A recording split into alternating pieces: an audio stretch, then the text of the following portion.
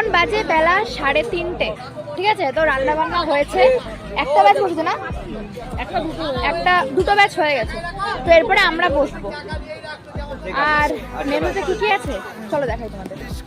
হচ্ছে মাছ, যারা মাংস খাবে না, তো মাটন হয়েছে, তো যারা খাবে না তার জন্য মাছ। এখানে রয়েছে আরে বাবা মিক্সড ফ্রাইড রাইস, এখানে মাটন, ঠিক আছে, লাল লাল ঝাল ঝাল মাটন, এখানে চাটনি, পাঁপড়টা কোথায়, পাঁপড়টা এখানে খুঁজে পাওয়া যাচ্ছে না, তো এখানে রান্না বান্না হলো, ঠিক আছে।